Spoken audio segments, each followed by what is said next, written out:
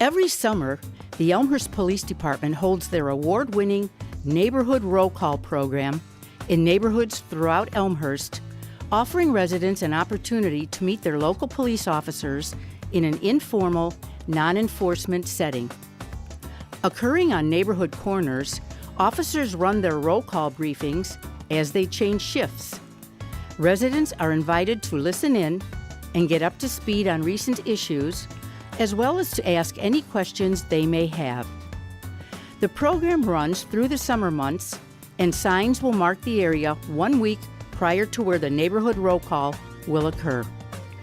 Residents can find detailed information on the city's website and on the Elmhurst Police Department Facebook page. Traditionally in neighborhood roll calls, we will meet the citizens. Citizens have the opportunity to meet police officers that work in their specific area, and then we relay information which is important for the residents to know what is going on in their community.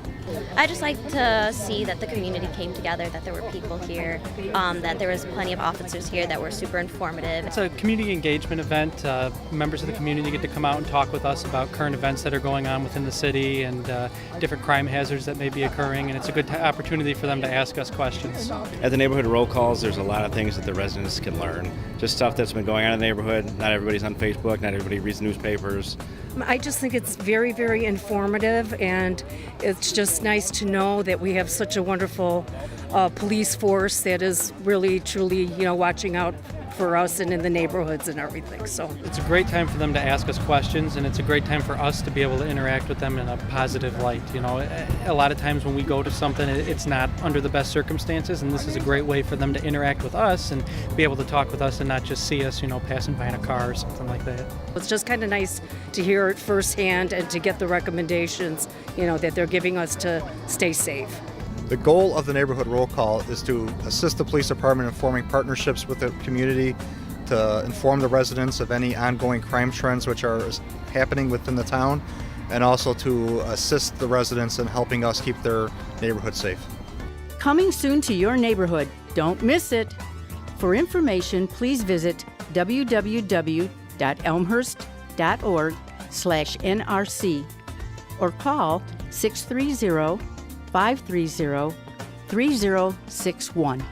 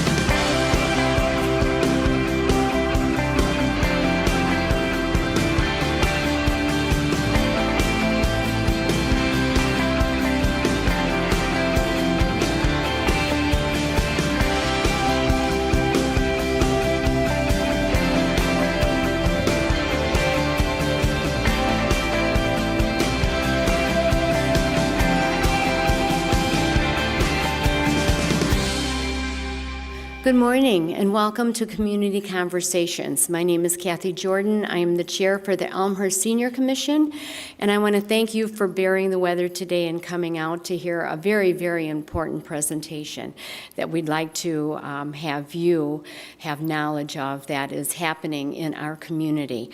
Before I start, I'd like to thank our commission. I have Grayson Haller, Kathy Lorenz, and Monica Baricello, who are here from my commission. And I need to let you know that you're only as good as the people you work with, and they are wonderful. They help make my job easy because they help come up with different subject matter that we feel is important to the Elmhurst community. So I want to thank them. We also want to thank Park Place this morning because they provided the treats that you are now having. So, and Mayor Morley and the City Council, they actually support our commission and they believe that everything that we do helps impact seniors and people in the community, making them knowledgeable about what they might need on an emergency level or even on a social level. People usually don't reach out and find out about information that they need unless they're into a crisis mode. We do not want you to be into a crisis mode. What we want you to be is knowledgeable so that when things happen, you will be able to know where to go and who to contact. So we appreciate you coming here today. Without further ado, what is EWAN? EWAN, for 20 years, has been the walk-in assistance network and has provided compassionate assistance to families and individuals in the Elmhurst community experiencing tough times. EWAN has access to resources throughout the county to help when you cannot. Our presenter, Jackie Krinkovich, is the Executive Director of EWAN, and I'd like you to welcome her here today. Jackie?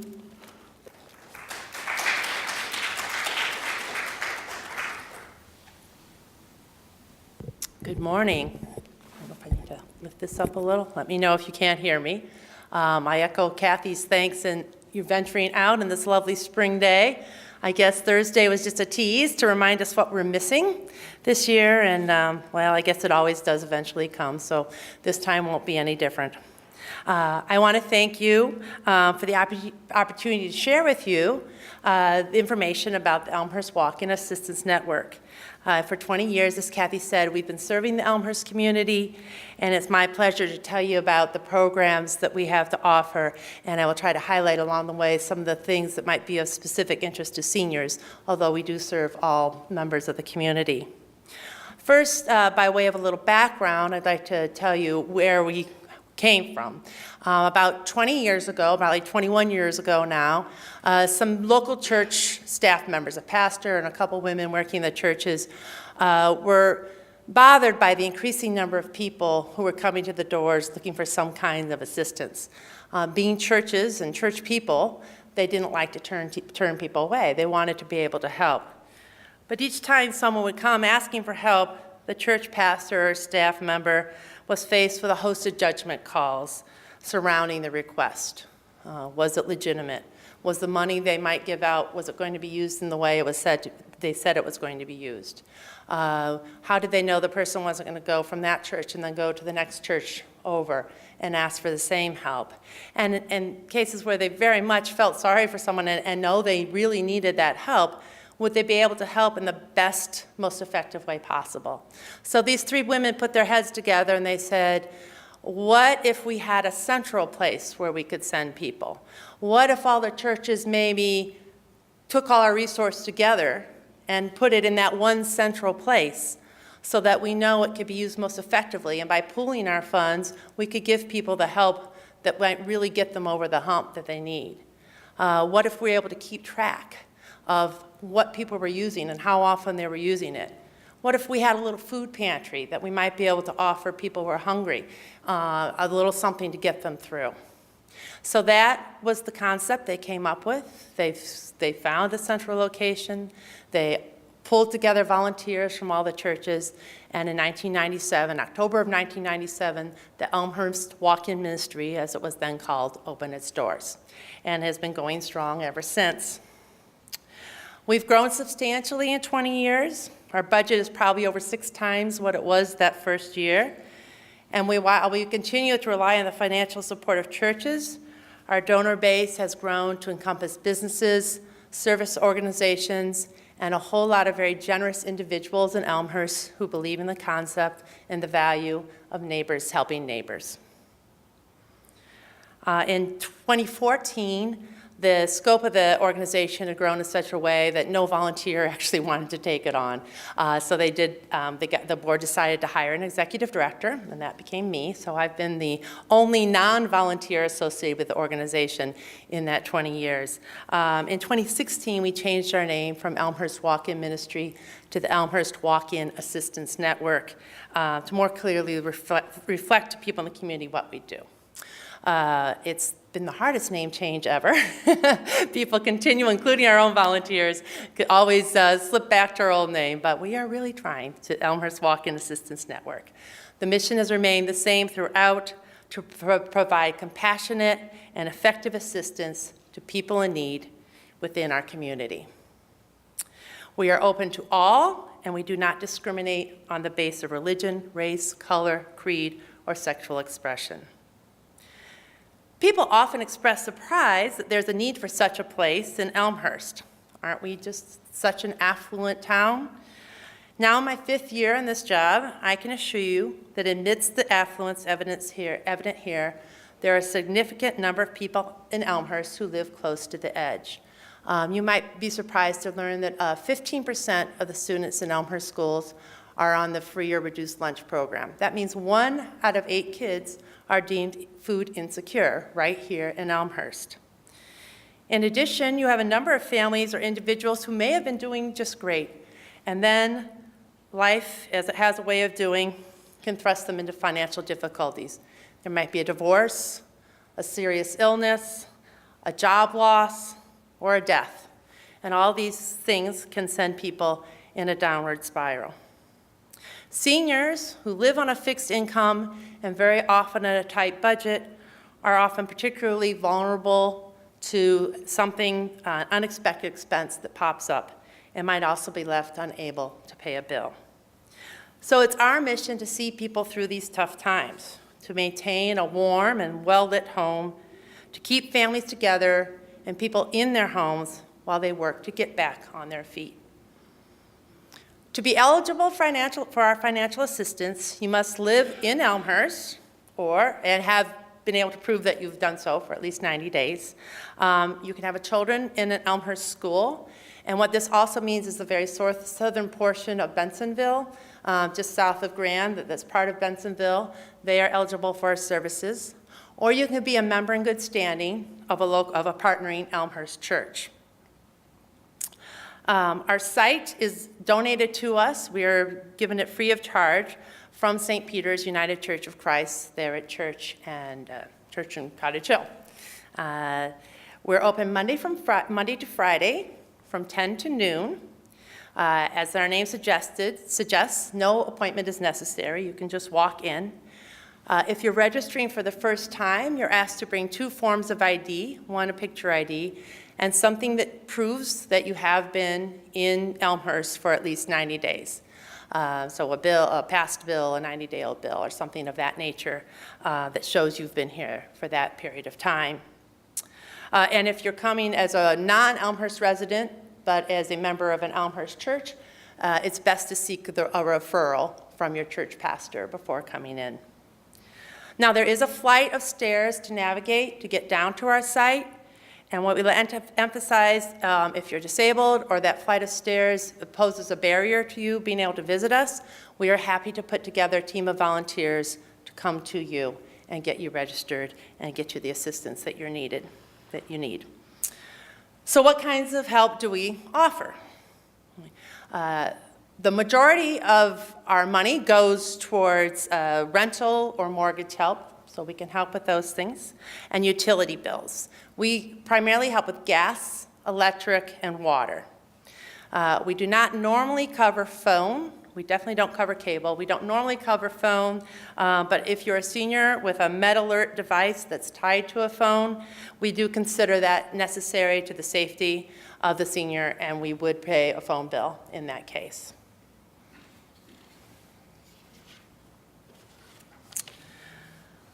Additionally, we have a couple areas of assistance geared towards transportation needs. Access to transportation is a huge problem in DuPage County.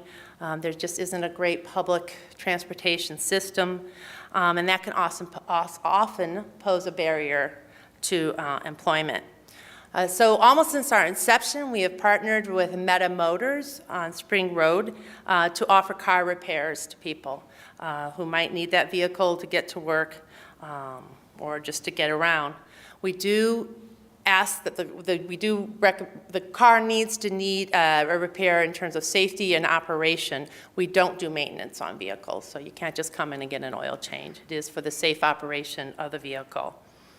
Another thing we help in the way of transportation with gas vouchers. So if you just need help getting gas in the car because you need to get to a job or a job interview or doctor's appointments, we will offer gas vouchers for that as well. And we do have a limited number of Metra and PACE tickets to help people if they need to get out to Wheaton or downtown for a specific reason. We can offer PACE or Metra tickets. Lastly, in terms of financial assistance, we offer limited prescription help through Nicara Pharmacy, and we offer adults a shoe voucher to go to Shoe Carnival, and you can get a pair of shoes. We're not discriminating against children. Bethel United Church of Christ here in town takes care of vouchers for children, and those are secured through a social worker at school, and they can get shoes through there.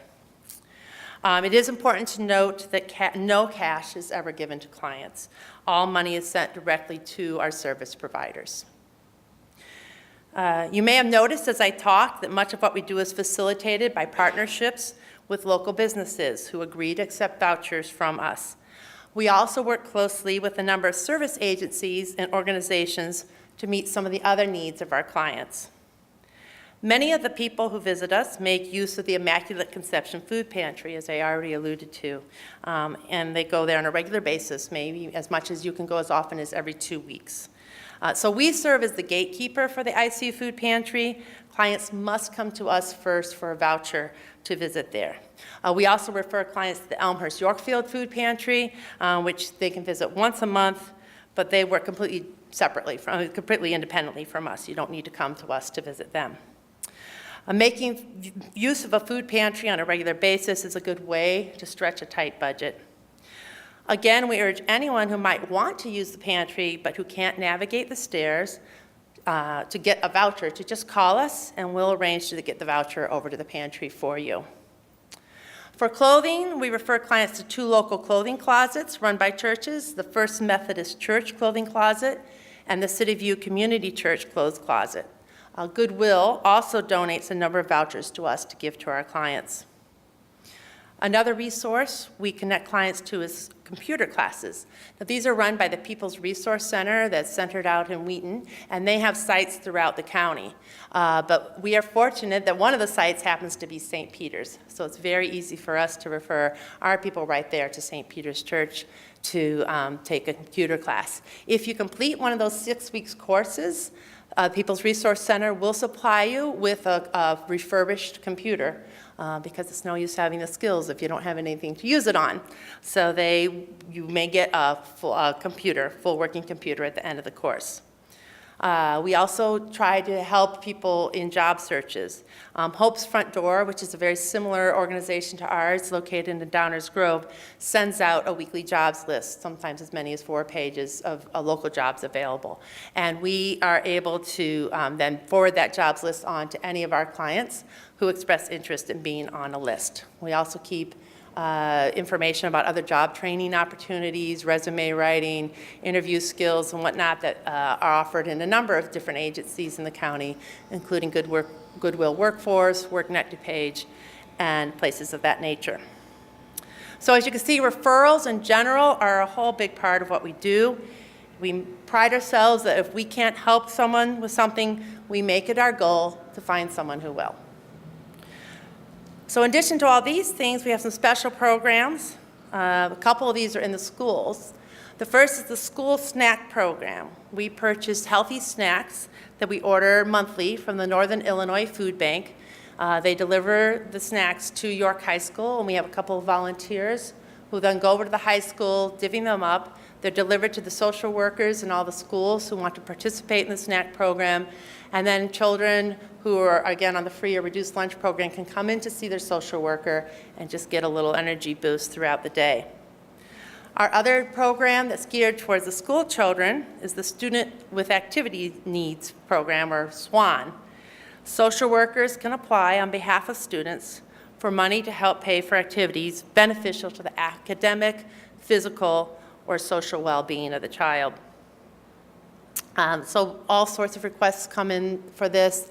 Last spring, we helped a couple of kids who wanted to go on the York High School band trip to Florida, so they could be able to go on that. We helped kids participate in Model UN. We've helped kids take summer school classes, because those are not offered free by the district in the summer. One of my favorite requests was just for $15 to get a band t-shirt. And I don't know why it moves me so, but I think about all the times when my own children have come downstairs before going to school in the morning and say, oh, I need $10 for this, I need $20 for that, and you roll your eyes and open your wallet.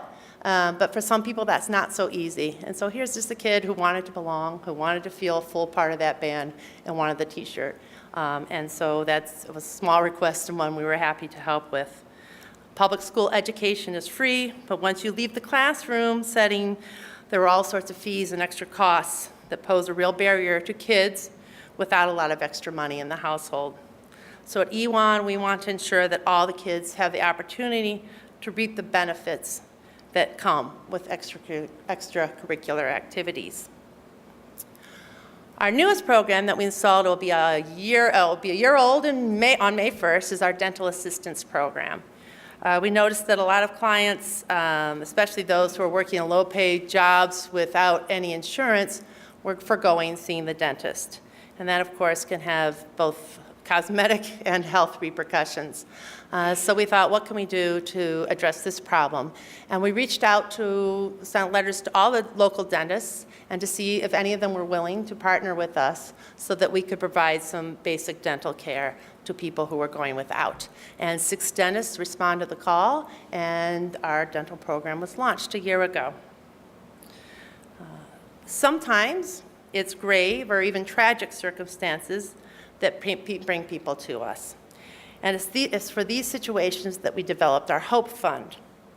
This fund allows us the flexibility to reach beyond what we might normally do, or to reach beyond our normal financial caps, because we do have caps on things, to help them in particularly tough situations. And this is where we find a lot of the stories of events that really pulled the rug out from under people. So one of our very first recipients of the Hope Fund was a woman whose husband suddenly died 2 weeks before the birth of their 3rd child. So here she was actually, they were immigrants from Nigeria, and she was left very far from home and any kind of support network with a brand new baby, a 2-year-old, and a 4-year-old to care for, and not a lot of means to do that. So we helped her through those first few months, pay some utilities, pay some rent, and stabilize her till she was able to function and find some long-term solutions.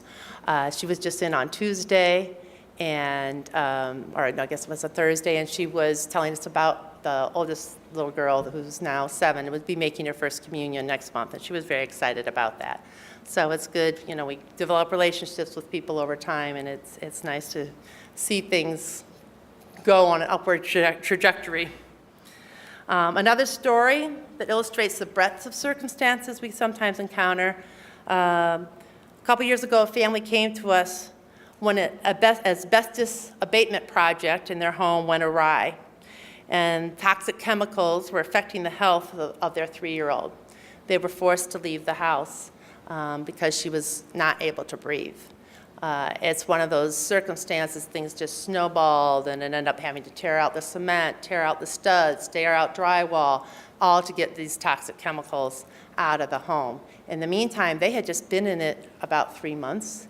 They had used a substantial part of their savings just to buy the home. They both had very good jobs, but one was in Geneva, one was in Chicago.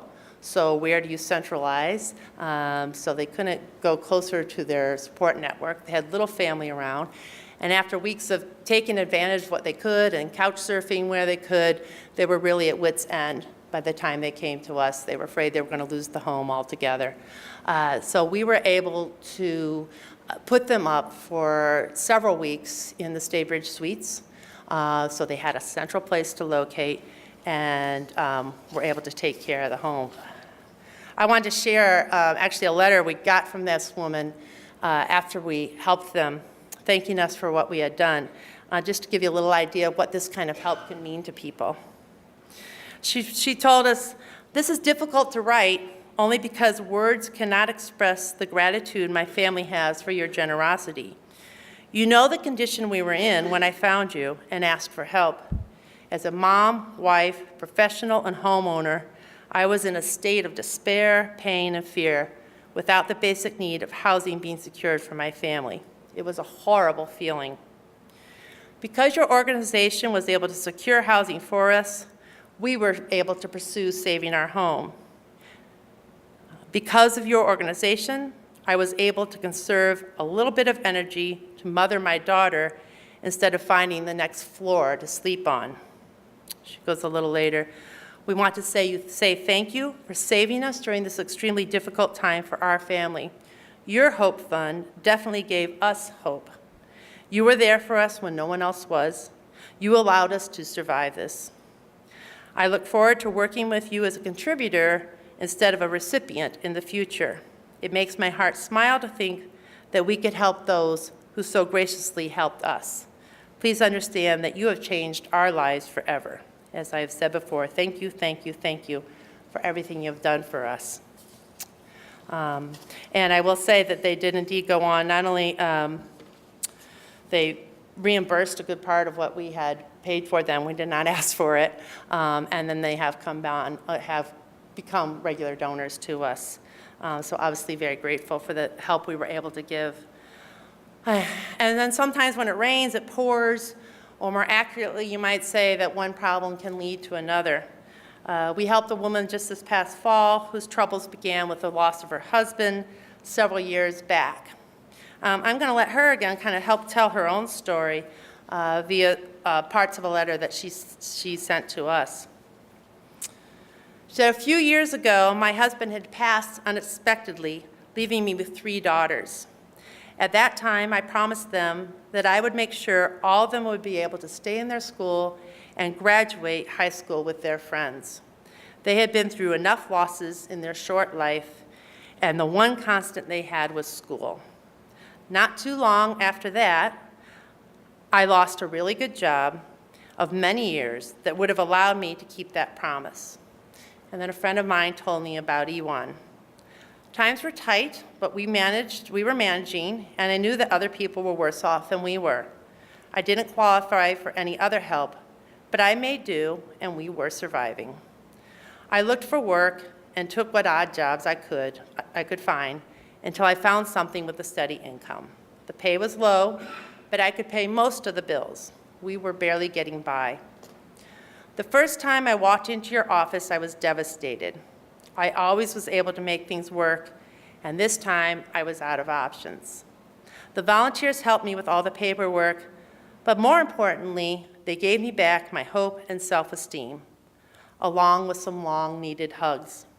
When I went to the food pantry for the first time, I was surprised. It was clean and well organized, and the volunteers, again, were so nice and respectful.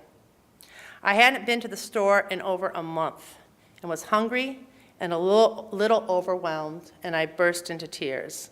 They sat me down for a bit, and I remember nonstop tears. She reports that she goes on to be kind of a regular user of the pantry. And she says, "I made sure that I only went when we really needed it, and I never took anything I knew we wouldn't use or eat. And I think I cried every time. I worked full time, but it was never quite enough. But I kept looking and managing. I knew eventually I'd find something better." And when they say that one medical emergency can make the difference, it is the truth. In a matter of 3 months, everything changed. I had to have one of my daughters committed against her will for mental illness. A few weeks later, while getting ready for my daughter's 16th birthday, I had a bad fall and shattered my nose and had a very bad concussion. I was working full-time, still barely getting by, but now no pay for missed work. I actually went to work because I couldn't afford the time off, but between the pain and the concussion, they sent me home. I needed to have surgery as well, so that meant more time off work. This time, not only could I not buy food, I couldn't even pay the bills. Again, I came to EWAN for help, and everyone went above and beyond. Later in the letter, she says, the volunteers give much more than food or financial aid. They give people back peace of mind, hope, dignity, friendship, self-esteem, and the strength to fight another day. When I don't know where to go or what to do, they find what I need. They help me take control back of life when things I can't control take over. You don't always need to be a trained counselor to help people. Sometimes all it takes is a group of compassionate people that treat everyone as a person of value. Unless you think I'm oversharing someone's private information, she does say, feel free to share this with whomever you think will benefit. I think that people need to know the impact you have on the people you help. I think people need to see that my story could be anyone's. I was just a regular, married, educated, working mom who had some curveballs tossed her way. It's because of the help from EWAN I'm able to keep my head up and show my kids that you don't give up, ever. So that kind of says it all. There's not a lot I can add to that. There are many more stories I could tell, as varied as the lives and the personalities of the people who come to our door. We have 40-some wonderful volunteers who sit and listen to these stories and then figure out ways that they might best assist. We average about 1,000 visits a year to our site, and just this month we reached a milestone, having given out our millionth dollar in assistance. Many of our visits are coming for people who are just using the food pantry, that twice a month. And again, we get to know these people. I think about one gentleman, Carlos. He and his wife are immigrants from South America, and when his kids were still in high school, he would bring the boys' report cards with him and say, look how good he's doing in school, look how well he's doing in school. This man was educated back home, but as a lot of people do who come to pursue the American dream, he gave that up. Works maintenance at the hospital, both he and his wife, just to give their boys a better opportunity. One's in med school now, and one's a student at U of I, so that has certainly worked out well for them. But they still need to use the food pantry frequently. My hope for those of you that are listening is that you don't find yourself or your loved ones in a situation where you need our help. But we very much want you to know that we are here as a resource should the occasion arise that you need us.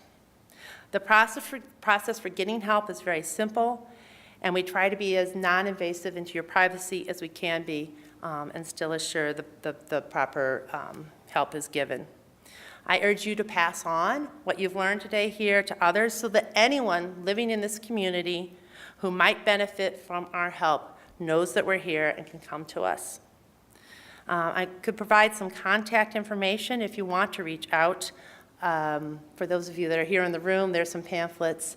But for those that will be watching on TV, you can call us at 630-782-6006.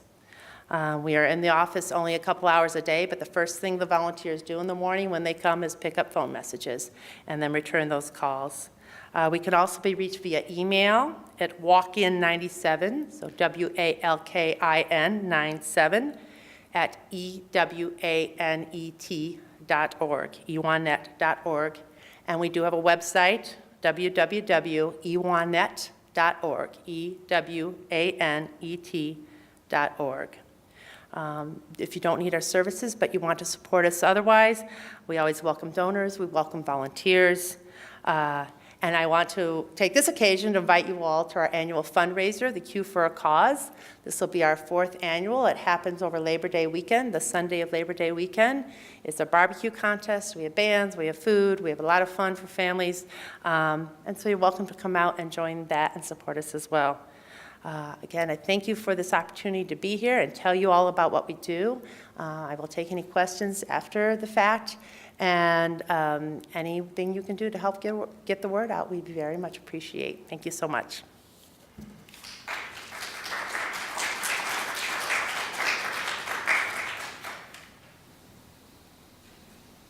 Thank you, Jackie. I think you can see how heartfelt this whole presentation was. It almost makes me want to cry.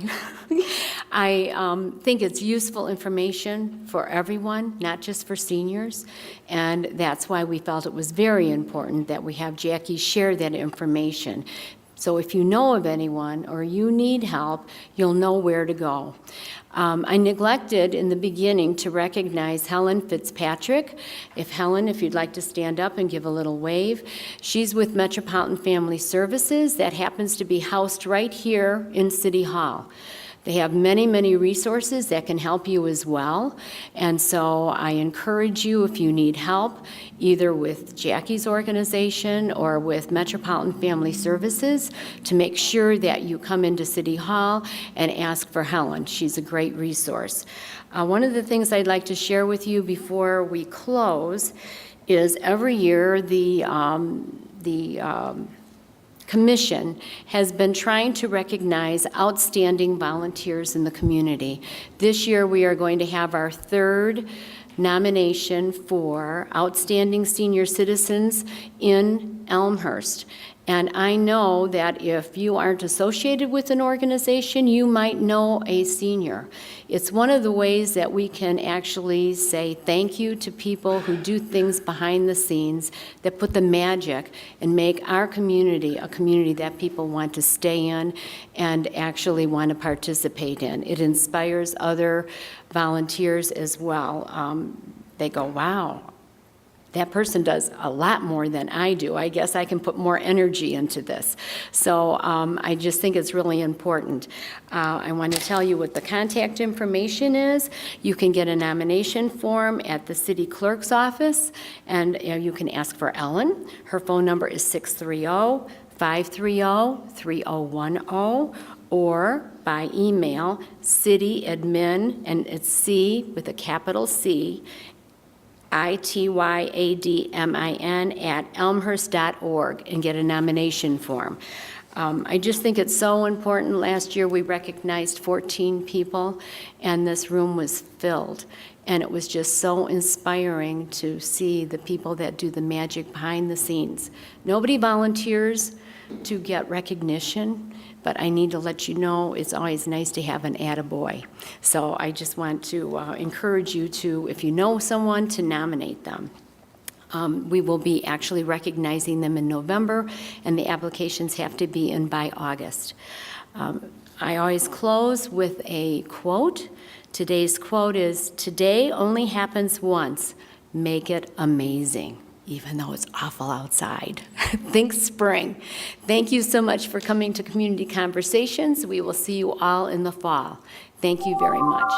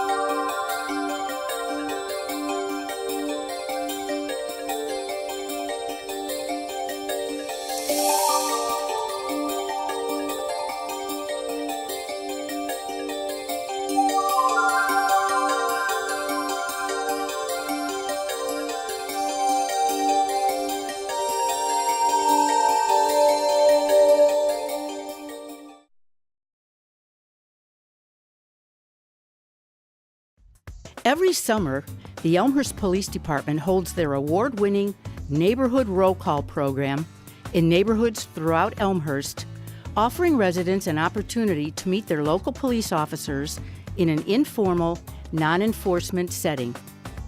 Occurring on neighborhood corners, officers run their roll call briefings as they change shifts. Residents are invited to listen in and get up to speed on recent issues, as well as to ask any questions they may have. The program runs through the summer months, and signs will mark the area 1 week prior to where the neighborhood roll call will occur. Residents can find detailed information on the city's website and on the Elmhurst Police Department Facebook page. Traditionally, in neighborhood roll calls, we will meet the citizens. Citizens have the opportunity to meet police officers that work in their specific area, and then we relay information which is important for the residents to know what is going on in their community. I just like to see that the community came together, that there were people here, that there was plenty of officers here that were super informative. It's a community engagement event. Members of the community get to come out and talk with us about current events that are going on within the city and different crime hazards that may be occurring, and it's a good opportunity for them to ask us questions. At the neighborhood roll calls, there's a lot of things that the residents can learn. Just stuff that's been going on in the neighborhood. Not everybody's on Facebook, not everybody reads newspapers. I just think it's very, very informative, and it's just nice to know that we have such a wonderful police force that is really, truly, watching out for us and in the neighborhoods and everything. So It's a great time for them to ask us questions, and it's a great time for us to be able to interact with them in a positive light. A lot of times when we go to something, it's not under the best circumstances, and this is a great way for them to interact with us and be able to talk with us and not just see us, passing by in a car or something like that. it's just kind of nice to hear it firsthand and to get the recommendations, that they're giving us to stay safe. The goal of the neighborhood roll call is to assist the police department in forming partnerships with the community to inform the residents of any ongoing crime trends which are happening within the town, and also to assist the residents in helping us keep their neighborhood safe. Coming soon to your neighborhood. Don't miss it. For information, please visit www.elmhurst.org/NRC or call 630-530-3061.